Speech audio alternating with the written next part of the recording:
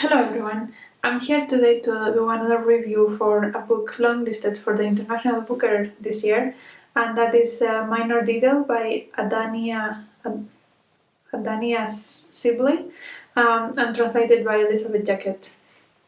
And this book is it's a very short one, another short one. It's the theme of this long list, but this one is divided in two parts.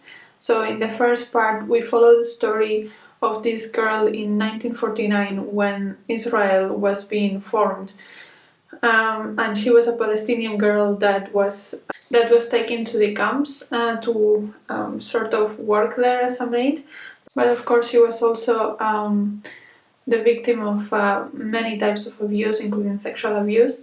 And then the second part follows this woman in modern day from Palestine as well, that becomes kind of obsessed with this.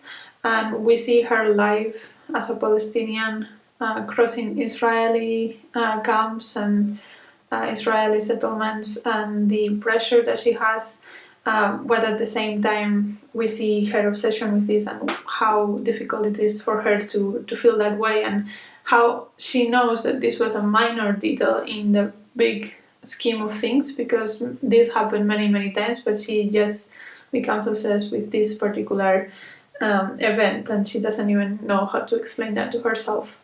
So what I thought about this book, I thought that the language first of all was beautiful, especially in the first part. The wording of things was so evocative and so immersive for me. The second part I think was a lot weaker than the first part, although there were some points in which it was also very effective in transmitting um, the tension and the feelings of being afraid and being always have to hide things from people, because obviously being a Palestinian within around Israeli forces, you always feel like it doesn't matter what you will do, if it can always feel threatening.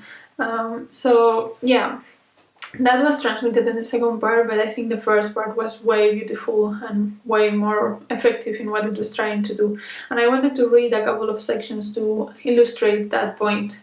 In the first part is when they catch this girl in the Israeli camp, and they are deciding what to do with her.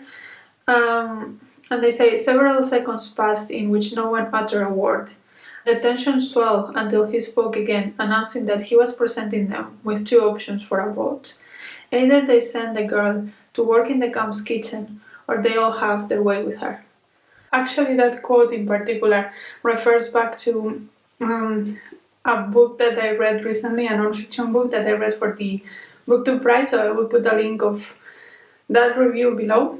But in that book, it basically says that we often think that there is rape within war, but we often think that it is like um, isolated instances of soldiers that just want sex.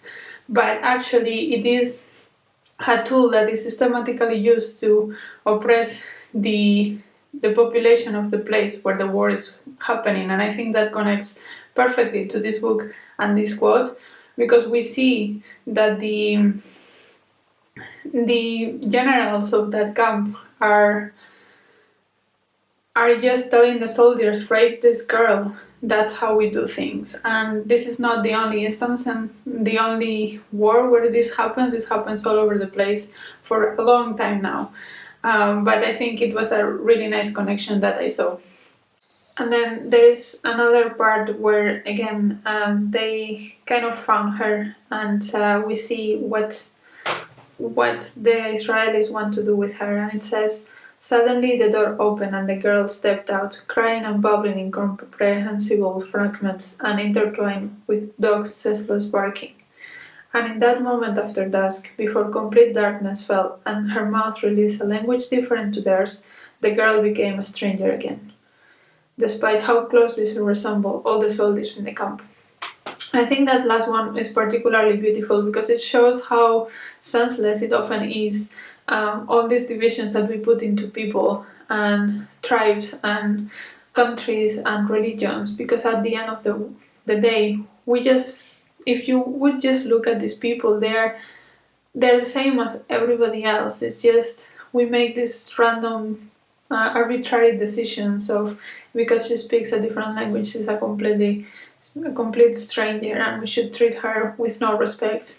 That kind of thing is really well portrayed in here, and I think that, of course, this is told from the Palestinian perspective. The author is Palestinian, um, but I think that it is not.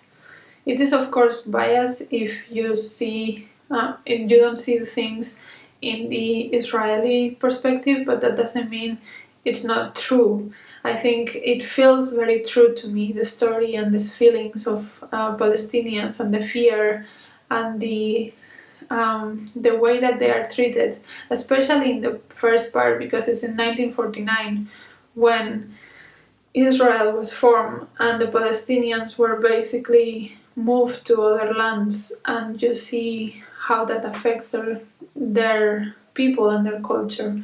And I think overall this book is really powerful, and I think compared to A Paragon, which was in the long list of the Booker Prize last year, to this, I think this is so much more powerful because it comes from a person that has lived this and has the knowledge to convey how that feels. So yeah, I would really recommend. I hope it makes it to the shortlist. And let me know what you think about the book, if you read it or if you are want to read it now. And I talk to you in the next video. Bye!